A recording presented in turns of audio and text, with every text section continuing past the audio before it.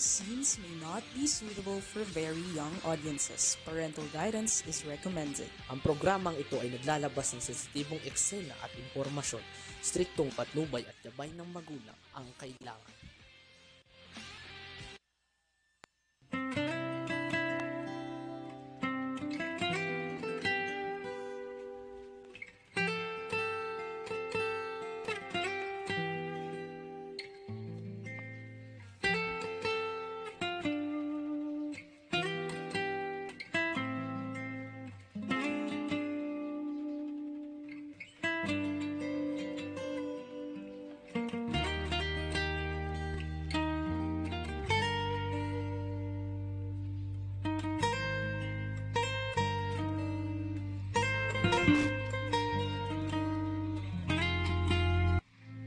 Okay, isang magandang araw po sa atin lahat mga kakampi. Ito na naman po yung likod, Penny Codemos. At siyempre, ang ating kalinga sa OFW nakapatungkol sa ating mga OFWs nangangailangan ng kalinga.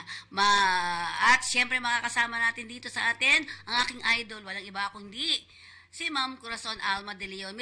Miss Cora, Miss tayo ngayon dalawa. Okay, tama? Oo. Miss ka naman. Thank you very much. Akala ko wala tayong program ngayon. Buti na lang tumawag ako para tiyakin na may programa dahil tamang-tama nireview ko yung aking prayers and reflections. So naisip ko, hindi yung mga nabasa ko last time. Ito naman ay kabuuan ng sinulat ko dun sa libro ng yung ginawa ko sa Letters to Ariana na ginawa ko. Oo. Pero bago ito yan, Ma'am Cora, bago ka magganyan, batiin mo muna yung ating mga may mga nanonood sa'yo. Oo. Yes, yan. Go ahead. Sige, batiin mo muna, ma'am. Yung ating mga taga-panood ngayong araw na ito mula sa Kabuyaw. Ayan, si mga taga-Kabuyaw dyan. Kabuyaw, yeah. Si ano yun? Si Alex, tsaka si Vice Mayor. Oo nga. Kilala mo. Oo nga. Kilala mo na din, friendship eh. Sabi nga niya, ano na kayang nangyari doon sa wala pa raw sagot, sabi. Yan. Hindi kasi nga, sinabi ko naman sa kanya yung problema, wala akong control sa mga sinusulatan kung hindi nila ina-actionan. Wala na tayo sa gobyerno, tumutulong lang tayo, di ba? Pag hindi ginawa yung tungkulin nila, hindi naman ako, wala naman tayong impluwensya na. Kasi I left government 22 years ago. Kaya medyo may katagalan na. At pero syempre maasa pa rin tayo. Sabi nga nila na pag nandiyan ka, okay na okay yan. Sabi ko nga dasal. din. Ako nga tumutulong ako sa dasal kasi para sa akin, kung hindi nila makaya ng sarili nila, tutulong na lang tayo na dasalan itong hinihingi natin. Nasa Pero ngayon mga kaibigan at kakampi natin dito sa ating kalinga sa programa. OFW, Ma'am Cora, ay panahon nito ngayon. Ito ay araw ng mga kababaihan, Ma'am Cora. Kaya siguro with your message, pwede mong batiin yung ating mga kababaihan dito sa ating programa ngayon. Yes. March is Women's Month. Yes po. At diniklara ito na kabuong Marso. Pero maraming programang sinasakatuparan during this month. At hindi ko pa nababasa kung ano yung slogan. Kasi hindi ko pa nakita mga streamer. Parang count me in. Parang ganun Count me in. Yeah, diba? Kaya matagal na yan, Kaya sabi ko nga, huwag nating kalimutan na nagpapatakbo ng ating kahanan ay mga kababaihan. Kasi mga lalaki nagtatrabaho. I remember my own father, talagang wala siyang ginagawa sa bahay. Parang mother ko lahat, nag-iisip kung ano lulutuin, kakaupo na lang siya at kakain na lang siya. Oo. Kasi yung old style ba nung araw na the fathers do the work, magkikita siya. Pero alam mo, at the time, hindi naman kasya yung kita ng mga, lalo na nasa gobyerno, hindi kasya. Kaya naghahanap buhay yung mga kababaihan. Kami, natatandaan ko, ang mother ko, kumukuha ng mga saging sa Laguna, dinideliver sa amin, binibenta. Bumili siya ng jeep mula Parañaque hanggang Pasay. Meron siyang maliit na tindahan sa Pasay na mga dilata. Morning lang siya nagtitinda kasi ang mga tao namamalengke lang sa umaga eh. Kaya half day lang siya. Pag uwi niya, nakaluto na ang lola ko at kasi kasama na sa bahay ang lola ko. Ako naman paghapon, pag uwi ko, ako na ang nagsasaing at kung anong ulam, nagpiprito. Usually, mga prito-prito lang naman ang ginagawa. Kaya expert na ako sa prito. Kaya ngayon, ayoko na magluluto. Dahil naranasan ko na. Ako'y maliit pa. Oo. Pero Ma'am Cora, nga, no naman, hindi naman natin sineselebrate ang mga panahon na ganito. No, di ba? Parang hindi pa masyado na Ma'am Cora. Naku, umina ang ano ni Ma'am Cora. Naglalaba lang. Oo. Wala talagang katulong doon sa bahay. Kami lahat kung 5 kami magkakapatid, ay turn by turn kami. Ang ate ko sa banyo, ang kuya ko yung magbubunot, ang kapatid ko na nag-nursing ay pamamlansya, ako sa pagluluto. Naku, marunong ka ba magluto, Ma'am Cora? Kala ko hindi ka marunong magluto. Hindi, yung luto ng araw, piprituhin mo lang. Oo, lalagyan mo ng mga sausawan lang. Magsasaing ka lang. Hindi mahirap ng araw. Oo. Pero Ma'am Cora, naanuhan mo ba yun na pagdating ng tatay, bibigyan ng nanay ng mga sabaw? Alam mo yung pag nagluluto ng sabaw, Yes. bibigyan ng sabaw, tapos yung tsinelas, ibibigay. Ano, di ba noon? Ganun-ganon. Ano, Ma'am Cora? Naabutan mo yung ganon? Palagay ko, hindi ko na nakita sa nanay ko yun. Kasi parang alam na ng tatay ko kung saan niya kukunin ng tsinelas eh. Parang hindi na kailangan bigay sa kanya kasi alam na niya. Pero kompleto kami sa kainan, sabay-sabay kumakain. Yes. At kailangan 6:00, nasa bahay ka na. Yun ang Hindi ka natatandaan ko, Ma'am Cora. Yes. Totoo yan, 6 o'clock sabi niya kasi, pag daw dumilim, sabi niya, Yes. kailangan nasa bahay na ang mga tao, ang Yes, mga bata. yes, oo. Sabay-sabay nga kumakain. Tapos, parang natatandaan ko nung kami ay parang after ng mag-dinner, kwentuhan konti, tapos magro-rosaryo kami. Yes. Yun, tama ba? Kasi the family that prays together stays together. together. Sabi ni Father Peyton yan. Talagang, Tapos kapag may nagawang kasalanan ng basta nakita may ko- punishment. Oo. Parang review. Yes, tama ba? Magkasing edad tayo, Ma'am Cora. Pareho tayo. Kasi ang tatay ko minsan pag may nagawa siyang kasalanan, habang nagro-rosaryo, nakaganon, nakadipang ganon. Kasi sabi namin, may kasalanan yung tatay ko. Kasi minsan parang napalo yata ako. Pero minsan, nagtatawa na kapag merong isang umutot na usually malakas ang utot, di ba? Kaya titigil ng rosaryo, tawa na. Ma'am Cora, yun nga sinasabi natin, iba ngayon. Di ba? Yes. Iba ngayon. Unang-una, hindi na talagang, if ever some families are nag-rosary, either Parang individual, hindi naman siya. and I know, ako, after the pandemic, ang sinusunod ko na lang yung mga misa sa TV. Online, di And ba? then, sa YouTube. And then, ako, when I travel, of course, I bring my rosary and napaka-importante na pag nagbibiyahe ka, ay nagro-rosaryo ka. Yun. Pero yun nga, isang nakita ko din noon mga panahon natin, pag 6 o'clock, ang lola ko kasi, nakasama ko rin lola ko noon eh. Pag 6 o'clock, meron siya sariling dasal. Pero hindi ko maintindihan kasi yung marami may konting Kastila pa. Yes, yun, Kastila. Oo. Talagang hindi ko yung makakalimutan. Just memorize niya talaga. Wala naman siyang binabasa. Sa atin, may babasahin pa tayong ganun di ba? Sa kanila, hindi di ba? Ngayon ang sabi nitong isang natin, sana nga bumalik daw uli yung mga panahon na ganun. Di ba? Well, pwede naman kapag ang pamilya nag-decide na meron silang rules. Kasi merong ibang rules na sarado ang cellphone kapag kumakain. Hindi binubuksan. Hindi ko ma-implement dahil hindi ko naman anak at hindi ko naman at minsan magmamadaling kumain para mabuksan ng cellphone, o Cellphone, kaya yung oo. kanyang date, ang kanyang ano nga, yung computer. Yung, Kasi may mga transaksyon, di ba? Oo. Yung mga- Hindi, tsaka may mga games na talagang sinusunod nila, sinusubaybayan nila. Iba-iba ngayon eh, di ba? O Iba-iba. kaya, yung apo ko na 8 years old lang eh, di ba? Eh, iiyak yung pag di niya hawak yung cellphone niya pag kumakain, di ba?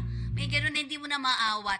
Bakit ganun kalayo ngayon? Ano? Ibang diferensya. Well, Ang laki. nung araw wala naman talagang cellphone. Actually, Ang naabutan ko lang, ako ang ulang yung cellphone sa kotse na equipment. Ang laki-laki, no? Dadalhin mo pa yon. Parang status symbol na yung sa kotse, meron kang telepono. ang laki nun. Pero alam mo, ang naging value nun, yung mga gusto mag-transact sa opisina mo, hindi kailangang antayin kang makapunta sa opisina. Yung nasa kotse, pwedeng kung anong pina-follow up sa'yo. Katulad ng pina-follow up ni Vice Mayor, ako chairman ng civil service at matanggap ko yun, karaka-raka pwede ko nang utusan kung sino man ang mag-a-action. Gagawa, di ba? Oo, kasi bakit ka mag-aantay kung karaka-raka magagawa naman? Yes. Oo. Kung walang problema. Pero kailangan pag-aralan talaga. Kaya nga, kakaiba. Kaya nga noon, mga unang mga panahon, close talaga ang mga papamilya, no? Ma'am Cora? Yes. Kasi, ngayon kasi, yun nga, laging nasa cellphone o kaya nasa laptop, di ba? Or kung hindi, nanonood na yan. Wala nang kwentuhan eh. Kami sa bahay nga ngayon, dahil iba na eh. Yun, pagdating ko, magluluto lang ako. Tapos kakain na, tapos manonood na kami ng TV. Walang kwento-kwentuhan. Noon, ang daming kwento, di ba? Ang daming mga kwento, tawanan. Ako nga dahil ako tagahugas ng pinggan sa gabi, Ma'am Pinggan. Cora. Oo. Ang gagawin ko, bubulahin ko yung kapatid ko na sumunod sa akin. Kukwentuhan kita ng mga kwento ng Rapunzel, etc., etc., yung mga ganon. Tapos siya maghuhugas, ako magkukwento. Ganon. Di ba? Nung nasa Amerika ako pag imbitado ako sa hapunan, tumutulong ako sa kasi wala naman lang katulong sa paghugas ng plato. Kasi sabi ko, sanay na sanay ako dyan kasi trabaho ko yan kasi nung ako nag-aral sa Amerika, wala naman din kaming katulong, 3 kaming roommates. Mga roommate ko, umaasa na sa akin. Ako na nagluluto, ako pa naghuhugas. Meron nga ako napansin ngayon, siguro ako kasalanan ko rin. Kasi nung tayo, mga bata pa, Ma'am Cora, lahat ng trabaho ibibigay sa atin. Tama? Di ba? Alam. Oo, pinapaalam pala. Yung, sa isip ko, sabi ko, pinahirapan ako ng nanay ko. Nung unang bata pa ako, sabi ko, pinapahirapan ako ng nanay ko. Yeah. Yo, sabi ko, hindi ko to gagawin sa anak ko. Ngayon ang problema, ang tatamad ng mga anak ko. Yes. Parang sinabi sa akin nung husband ko, kasalanan mo yan, hindi mo tinuruan di ba? Ikaw pa may kasalanan Ako nga, ngayon yung anak ng pamangking ko, 3, isang lalaki, 2 babae, isang maliit pa naman. Sabi ko, yung babae, pero marunong na mag-drive. Kaya nga sabi ko, sasabihin ko, ay ikaw na tumulong ka sa tita Dina mo na alagaan yung lola kasi medyo matanda na. Hindi kaya ni Dina dahil aalalayan pa ako kapag may mga biyahe ako, may gagawin ako. Kaya sabi ko, tumulong. Ayoko namang sabihin, sige, susweldohan kita. Kasi natututo ng gusto, pera di ba? Opo, totoo. Sa halip na volunteer work. Yun ang kailangan maituro, yung how to do volunteer work. Yes, okay. So, ayan po mga kwentong pamilya. Pampamilya pa, pang sports pa di ba? Pero ngayon kasi hindi na ganoon, Pero actually, ang kagandahan lang na may cellphone ngayon, yan, mabilis ang access. Yes. Di ba? Accessibility. Yes, oo. Kasi, kagad-kagad, paano, miski sa programa, humingi ako ng tulong sa'yo na kumuha ng resource person mamayang hapon, kagad binigay mo pangalan, telephone number, kinontak ko na yung aking program staff. At mamayang hapon, alas 5, ay magpo-programa na kasi si Lucy ay nasa Sorsogon. Sabi ko naman sa kanya, mag-enjoy ka. Kasi katulad ko na pag nagkasakit na, hindi na karaka-raka makakapunta sa lahat ng lugar. Yun, oo. At syempre, regards to Ma'am Lucy, Lucy Lazo. Oh, Ma'am Lucy Lazo. Yan. Ma'am Cora, yun nga sinasabi natin. So, napakalaki ng role ng babae sa loob ng tahanan, di ba? Kaya't sa ngayon ay sinabi nga natin, binabati natin ang lahat ng mga kababaihan. Di ba? Maging lola, tita, yung mga ganun. Lahat po kayo binabati namin dito sa ating programang programa namin ni Ma'am Cora Kalinga sa OFWs. Especially ang mga OFWs, Ma'am Cora. Yes. Gano'ng kahirap ang mahiwalay sa pamilya. Di ba? Na-mention mo yung paghiwalay, no? Kasi nung araw, walang hiwalayan eh. When you marry for life.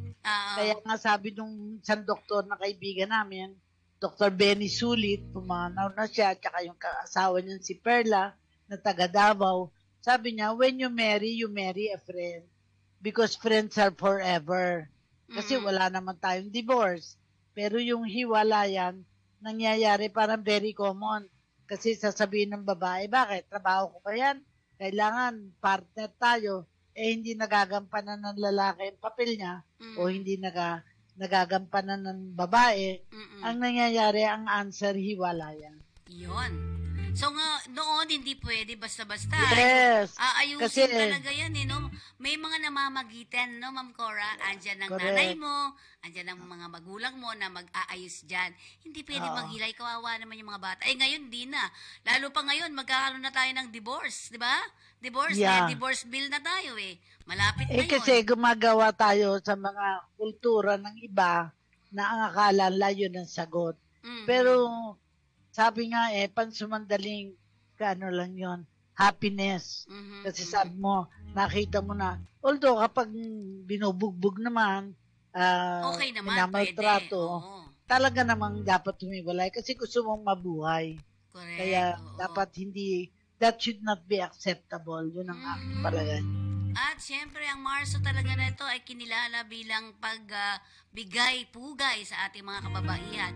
And of course, nalulungkot naman din tayo kasi mayroon na naman tayong isang pumanaw na napakagaling na actress. Jacqueline Jose. Oo. No? Diba, Ma'am Cora, ito daw ay na-cardiac arrest, pero nahulog daw siya. Pero, curious nga ako, no? Kasi, ang anak niya, na si Andy, ang apelyido, ay apelyido nina Eddie Mesa. So, hindi ko alam kung ang tatay niya isa sa mga anak ni Eddie Mesa.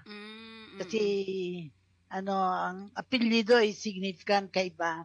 Pero, hindi na natin tatanungin yun dahil alam natin ang hiwalayan, parang uso. Hindi uso pa nga, na-engage pa lang hiwalayan na. Hindi pa natutuloy kasalan. Very common na. Oo nga. Well, anyways, sabi natin yan, Danny Danimos, yan, nanonood sa atin. Pero ewan ko kung maiintindihan ni Danimos,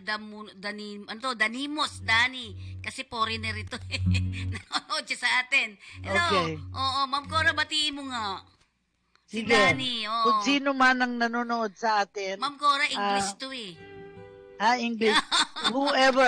whoever is watching this program, we definitely appreciate it. Because ang message namin sa Tagalog, kung may naapi, may kakampi. If you are suffering from whatever, you have a friend. Di ba merong kantang, I've got a friend. I've got a friend. Dito sa kakampi, meron kang kaibigan. You have got a friend. Ayan, Danny Danimos, thank you very much for watching us. Okay, so meron na tayong mga foreigner, ma'am. Okay, yes. Batiin muna natin yung iba natin. Yung mga nasa Filipino OFW sa US and Canada. Sa kanila ngayon, anong oras kaya sa kanila ngayon? Iba, 12 hours difference. Kaya parang kung anong oras natin ngayon, oras nila sa umaga. Okay, tama. 12 hours before. Yan. Kasi ganun lang sa New York So, madaling araw sa kanila ngayon. Parang ganun, no? Diba? Yung mga sa Canada and UK, ayan. At syempre doon sa iba pang manonood natin, Filipinos in Poland, Miss Aida, ano ba yung tawag dito? Aida, yan si Miss Aida. Yan. Palizok. Okay, at syempre yung mga kaibigan natin, Alex Napire, is also watching. Ano pa ba? Teka. Yes. Esther Nuni Babaw Balgomera, Elena Peliesco, Tess Escueta, and sabi ni Dani, sabi niya, salamat po. Tagalog naman siya. Thank you very much, Mr. Danny. Salamat po. Okay, Ma'am Cora, balikan lang natin ulit ang ating mga kababaihan. So, ngayon kasi, Ma'am Cora, napakarami ng mga umaalis na kababaihan. Parang Yes. 60% ng mga lumalabas ng bansa ay babae. Yan. So, di ba? So, sabi Okay. nga natin kanina, napakahirap mahiwalay sa pamilya, lalo na kung ikaw ay babae. Lalo na kung may mga anak na maliliit. Correct ka dyan, ano?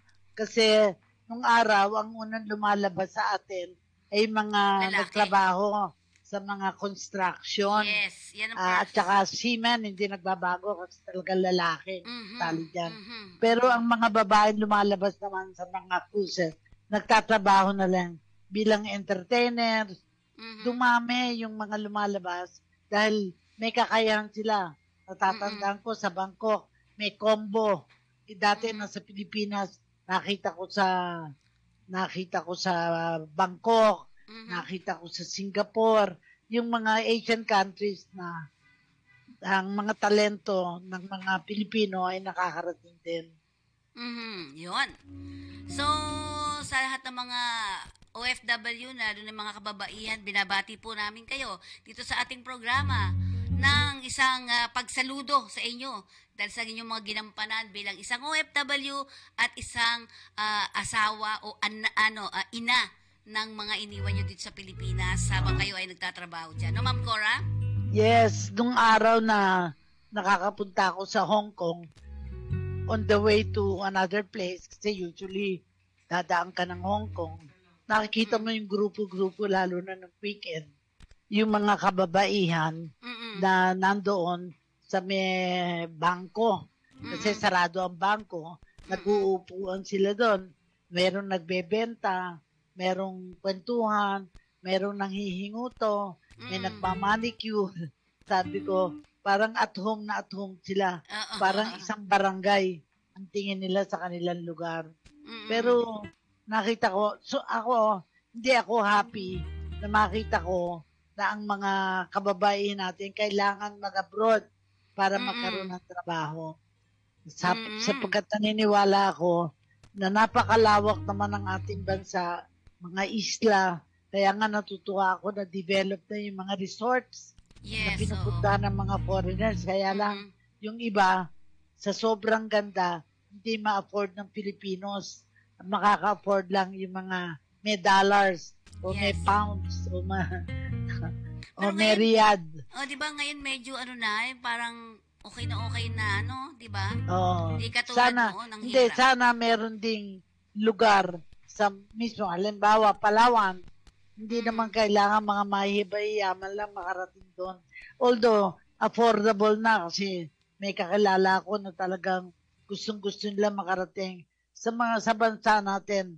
Although nag-abroad sila, palagi sila naghahanap ng lugar na mapupuntahan sa Pilipinas. Okay, sige. Ma'am Cora, pakita natin muna yung yung interview sige. ni kasamang Jeff kay Attorney Hans Leo Kakdak. Sige.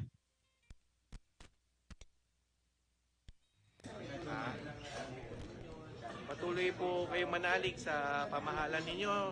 Ang bagong Pilipinas ng ating mahal na Pangulo ay magbibigay ng kasiguruhan sa inyo na nandito kami para tulungan kayo. Nanganap 1348 ang ating hotline call shared with Admin Arnel Ignacio and the OWA. So maraming salamat din sa kanila. So patuloy lang po tayong magkaroon ng koordinasyon at pagdulog ninyo ng mga concerns ninyo, please gawin nyo lang po para matulungan namin kayo ng ganap. Maraming salamat po. Ginagawa na ho natin ng paraan nyo. Nakikipag-usap tayo. Galing ako ng Dubai at nakikipag-usap na tayo sa UAE government para mahabol yung ganitong klaseng mga practices. Dalawang klase kasi yun yung dino cross country mula sa ibang bansa at yung nanggagaling naman sa Dubai. Diba? So in both cases, we are coordinating with the UAE government, but also we are helping the workers who have been victimized, of course, first and foremost. Tutulungan natin sila kung may medical assistance na kailangan ibigay o kaya yung kanilang ligtas na pagpapauwi, inasikaso naman natin. Masakit sir, once para mga Pilipino pa itong mga nagre-recruit online pa talaga sa TikTok. Susubuhin po natin yan, i-expose natin yung mga nagsasagawa nito at idudulog natin sa pamahalaan ng UAE. May malakas din kasi ang kanilang anti-trafficking campaign doon. Yon, nako, yan. At syempre, salamat din naman kay Mr. Jeffrey Balza ang kumuha dyan, ano? Nagkakaroon ng mga forum kasi yan, Ma'am Cora. Ano masasabi mo? Kasi talagang kailangan public information. Opo. Kasi yung isang naging caregiver ko, naloko daw siya ng kanilang, 4 daw silang naloko ng kanilang kasamahan. Akala makakapunta na sa Dubai. Nagbayad ng 60,000. 60,000 times 4, di 240,000. Kung sino man ang nagsamantala sa kanila, hindi na nila mahabol. Kasi nagtiwala sila eh. Akala. Ngayon, kung dadali nila sa POEA yon, sasabihin ng POEA, sila ang may sala. Bakit hindi muna silang nagtanong kung pwedeng magbigay sila kagad ng pera? Marami namang nakakausap tayo dito na employment agencies or na tumutulong na walang binabayaran. Nakakatuwa yung ganon dahil habang hindi pa nakakakuha ng trabaho, hindi naman sila kailangang magbayad muna. Ayan. So mga kaibigan, meron tayong gaganapin na isang Women's Month na activity. Sa March 15 po ito, nagaganapin sa may Ayala Mall at isa dyan ang kakampi na nag-asikaso po dito. So, meron tayong 80 na mga kababaihan na bibigyan natin ng stress management, Ma'am Cora. So, kailangan ng mga kababaihan yan, ano?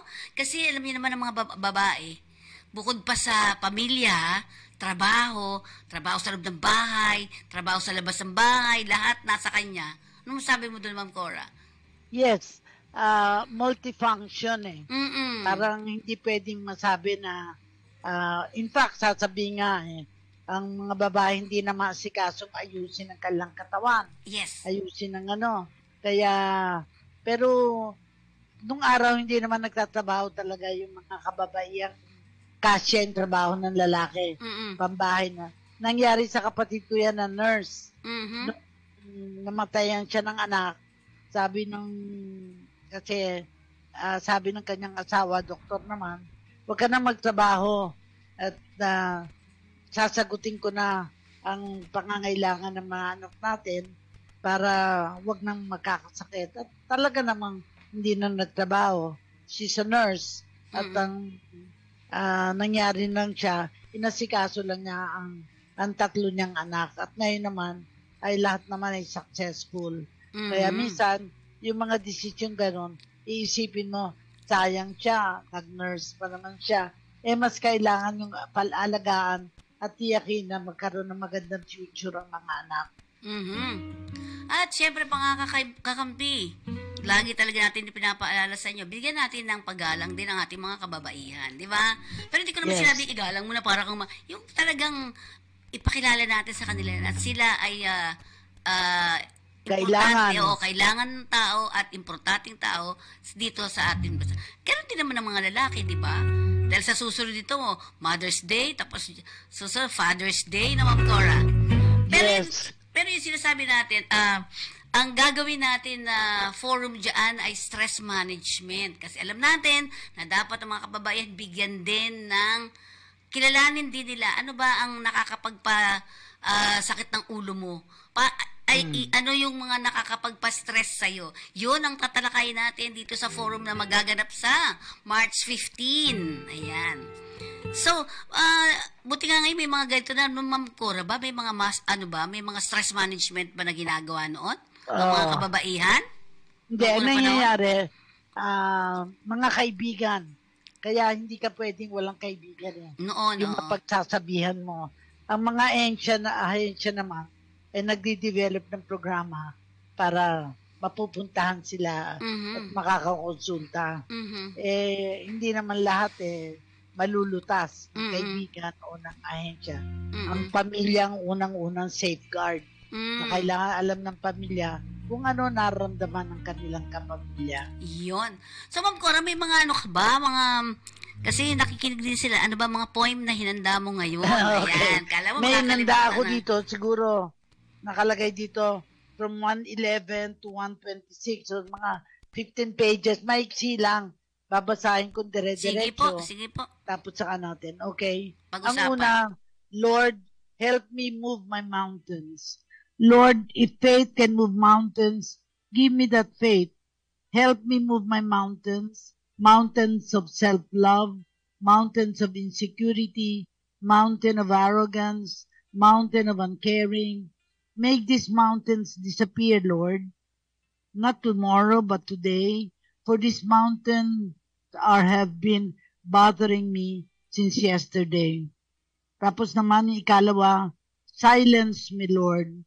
Stop me, Lord, from the endless chatter. Stop me, Lord, of doing things for the wrong reasons. Stop me, Lord, of the need to be who I am not. Stop me, Lord, from adding to the useless noise of the world. Silence me, Lord, so that I may find peace. Your peace, not mine. Ang susunod, when I'm old and gray, Lord, which is totoo na ngayon na to, ha?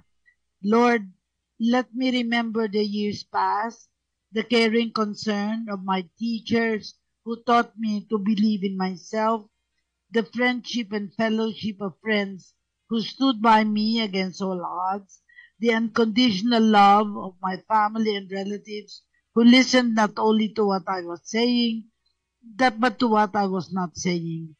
I am sure, Lord, that I will be more than happy to accept that it is a wonderful to be old and gray. Thank you, Lord, for making me grow up in age, wisdom, and grace. Sumunod, Lord, thank you for all the people who need people. The lyrics of the song, People Who Need People, are the luckiest people.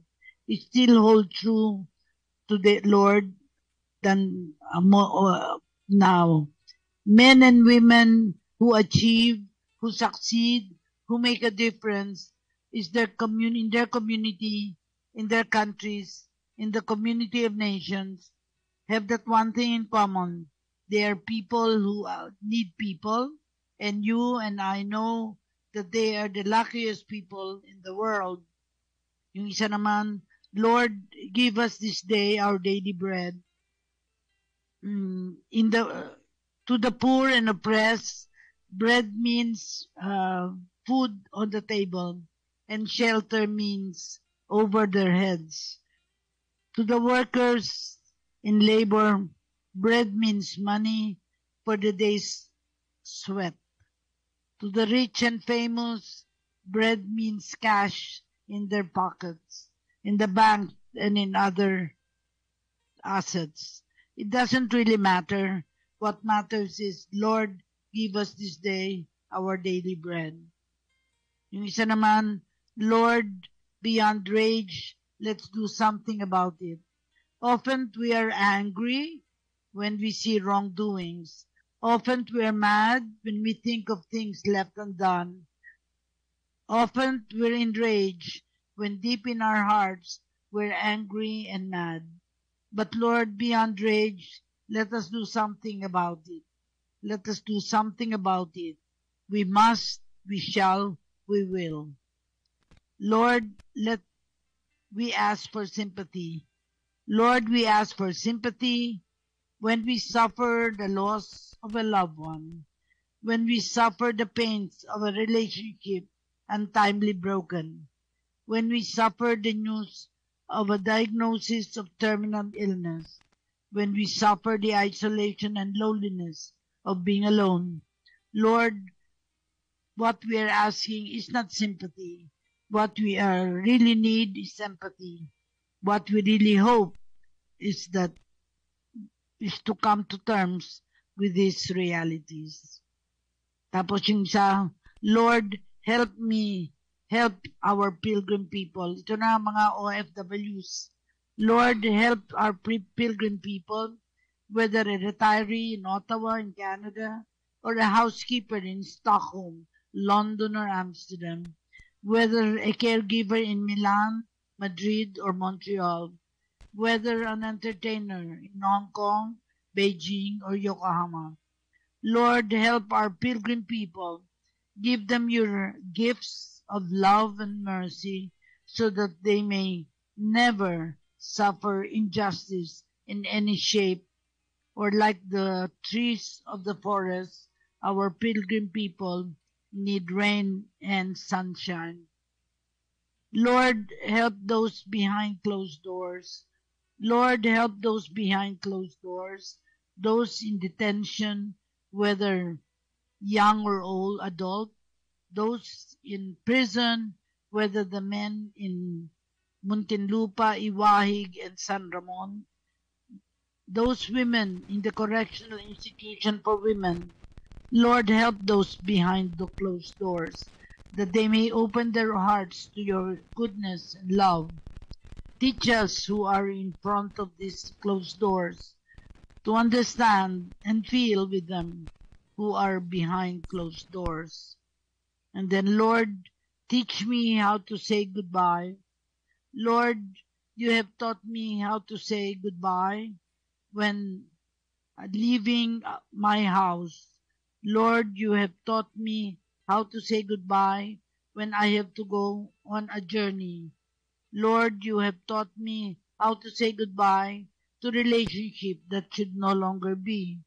Lord, this time, teach me how to say goodbye to the world, for this is the ultimate test that I have truly learned how to say goodbye. And ang kasunod, like a candle, Lord, Lord, if one must give light, one must endure burning. A woman in prison once told me this. A teacher, too, who gives light must endure burning like a candle. A social worker who helps people help themselves must endure burning by being tagged as alms-giving giver and good doer like a candle. A doctor who must restore to good health someone sick or ease the pain must endure burning if he fails like a candle. If one must give light, one must endure burning. And then, Lord, bless the birth of a new child. Every day a new child is born. Some we know and some we do not. But I, Lord, bless them anyway, for the birth of a new child means so much to the parents and the family members. For the birth of a new child means a new being made to the image and likeness of God. Lord, bless the birth of a new child.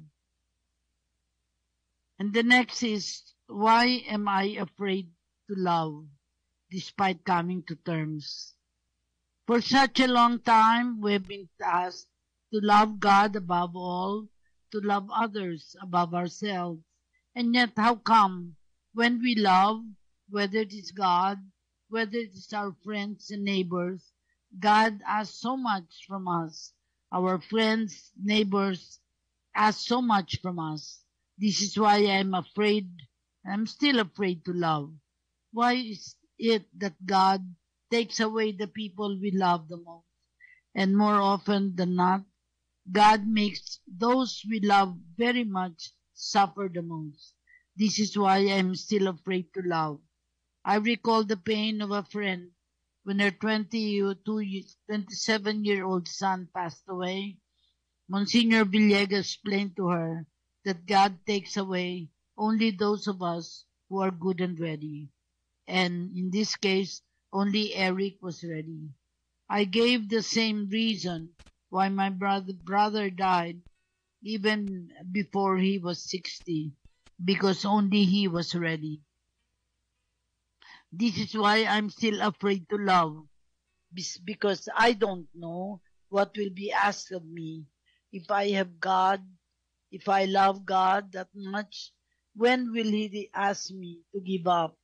If I love someone that deeply, what will that someone ask me to give up? This is why I'm still afraid to love. This is why I'm still afraid to love. This is why, this is why. These thoughts were made more real while in Sweden and Canada. May mga nagsulat tungkol din sa libro na ito at si Carna Bella na maalam na, sabi niya, this book is very welcome addition to Filipino literature for those who are reflective and for those who are not soul hungry.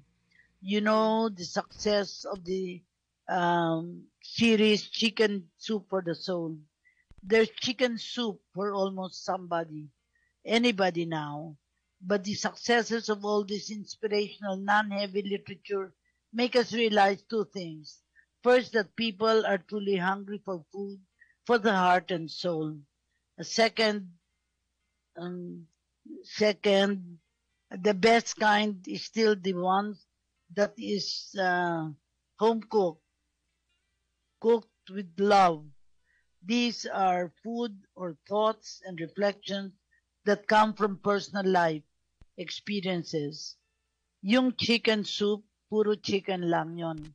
Pero ito, galing sa puso at kaluluwa ni Cora, which are distilled from both the triumphs and disasters, and Cora's life as both. Good mix of them. It is also very welcome because of the Filipino authored, feel-good, but at the same time, provocative book. Cora is a pioneer, as usual, even in her book. To all of you, read the book. It will brighten your day. It's good to keep in the car and to read while you are stuck in traffic. It's good to keep by your bedside. It will get you to look at your own mirror of your own life and as what resonates between the letters of Ariana and yourself.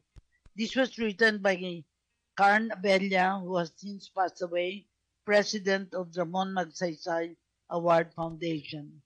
Yung isa pang namaalam na ay si Lady Carino. Ang sabi niya, this book is a welcome addition to book of guidance, love, and inspiration, of which the Philippines has so few. Let me zero in the versatility. It is versatile like the author herself, who combines in her person what her name already does, heart, soul, lion. This book bears the soft spot of the chair of the Civil Service Commission and the tough heart of great aunt. She reveals herself as a person who has probably cuddles Ariana a lot, but who probably also is sparing of discipline. It is versatile because it can be read and enjoyed by a child as well as an adult. It is sweetness and light, but also shadows and sorrows. I can talk of Jollibee in the same way, breathe a second space of water in the same ease as wisdom. It can speak of Tylenol and Mandela without trivializing the latter's heroism. Ang isa pang nagsulat ay sumalangit na si Rina Jimenez David. Ang sabi niya, Letters to Ariana is a slim, small volume of appearance, much like the children's books that I'm sure 5-year-old Ariana Mercado, daughter of Gary and Cora's niece, Melissa, but in great variety of home. But within the 67 pages, Letters to Ariana contains a lifetime of the thoughts and reflections insights and emotions, biblical passages, and simple prayers. The letters themselves were written in the course of travels to Sweden and on to Canada, an unusual travel journal that while written while journeying to foreign lands among foreigners, it is really about the author's travels to her inner scape and explication, her personal principles and values transmitted to a young girl who shares a part of her personal luxury. Okay, Ma'am Cora. Yes, Yung tapos iba na. siguro, may huli pa? Meron pa? Wala na, Okay. tapos na. Okay. So, Ma'am Cora, maganda yun Maganda yung mga ginawa na yan. Siguro, i-ano natin yan. Nakalibro na yan, di ba? Oo. Ginawa to ng 1996 Mhm. at hindi na kami nag-republish but naghihintay ako ma-publish yung isang libro hopefully sa birthday ko sa August 6 kung mayari. Hindi pa. Postpone. Pwede namang may postpone kung hindi pa yari. Okay. So, maganda yan di ba? So, Ma'am Cora, ang isang nakikita natin dito sa kabuuan ng iyong binasa, Diyos sa taas, no? Sa Yes. taas yun na pinapaniwalaan natin. So, ibig sabihin, na ang mga kababaihan natin dun sa taas, nagpapasalamat, humingi ng tulong lahat-lahat doon. Di ba? Yeah. Isa yun Ma'am Cora, sabi Kaya mo nga, ang nakita ko, love of God talaga unang-una. Yun. And then, love of country. Mhm. Kasi pag mahal mo ang Diyos, iisipin mo anong makabubuti sa bayan. Yes. Oo At nga. yung nakabubuti sa bayan, makabubuti sa pamilya. Yun. Love of family and friends. Mhm. Kaya, meron nagtatanong sa akin, bakit ba tumutulong ka pa sa mga kamag-anak? Sabi ko, napagdaanan ko na ang kahirapan. Yes. Okay. Ayokong patuloy na maramdaman ng mga kamag-anak ang kahirapan. Mhm. Kung pwede tayong makatulong, the best way we can, gawin natin habang may kaya pa, may Yes. kakayahan. Tama. Kasi hindi naman lahat may kakayahan para Mhm. tumulong sa iba. Yes. Ang iba naman ay nagrereklamo sa mga humingi ng tulong. Bakit tayo magrereklamo? Dapat isipin natin, swerte tayo na hindi tayo nangangailangan ng tulong. Yun. Pero totoo naman, may mga iba nangangailangan ng tulong. Tapos pag tinulungan mo, nakalimutan ka na. Kawawa sila. Diba? Totoo May yun. mga ganong klase. Pero ako, Taguan hindi ko ka pa. na yun, hindi ko na iniisip ko na Makatulong patuloy ka pa lang. rin sila. Nagpatuloy pa silang nagdadaan sa kahirapan. Yun. At hindi naiibsan ng kahirapan. Kaya dapat maawa tayo. Let's have sympathy and empathy kasi kailangan nila yun. Kaya yung mga nag-abroad tapos hindi naging successful at umuwi, tulungan natin Mhm. na makabalik sa dati yung kanilang pagnanasa Mhm. na gumanda ang kanilang buhay. Nasa Pilipinas ang pwedeng gumanda ang buhay. Yan. So, maraming salamat, Ma'am Cora. Yes. Siguro paalam na tayo. Yes. Ako, nagpapasalamat ako. Dapat kahapon may programa si Pe. Nagprograma uli ngayon. Oo. Dahil tinawagan ko siya kung may programa kasi nireserve ako yung 12 to 1 Oo para nga. dito sa kakampi. Dahil ako'y kakampi niya. Okay. Matagal na kami magkakampi. At sana ay lumago pa maigi ang kakampi all over the world. Ma'am Kaya Cora, maraming salamat. partner na natin ang Commission on Senior Citizen. Ha? Yes, yes. So, siguro sa susunod ulit ma-interview natin sila. Kasi kahapon na-interview natin sila So, sa pamamagitan din Yes. nating kalinga. Pero sa Ngayon, susunod, ang pagkailangan pag-usapan dyan yung benefits yes po. ng mga senior citizen Yes po. dahil kapag hindi lang tinatanggap, meron kasing nag-e-expect sa DSWD, may nag-e-expect sa kanilang local government. Local government, yeah. Kaya alamin natin yun. At syempre, alamin natin sa kanila, sabi nila kasi dito raw tayo pwede magsumbong kapag hindi natutupad ang mga nasa batas pa bilang isang yung mga karapatan ng isang senior citizen. Pag daw hindi binigay, pwede magsumbong sa atin. At sa kanila natin ibibigay, di ba? Ang ganda. while it's true, okay na magsumbong, pero kailangan alam natin ang datos. Kasi minsan, merong nagreklamo sa akin, gusto niyang i-complain. Nung makita ko, retired na pala siya. Wala na siyang magagawa kasi retired na siya. Okay. So maraming salamat, Ma'am Cora. Thank you din for the opportunity. Thank you. Maraming salamat. Ito po yung lingkod Feni Codemos nagsasabi sa inyong kapag may naapi, may kakampi. Okay, maraming salamat. Paalam po.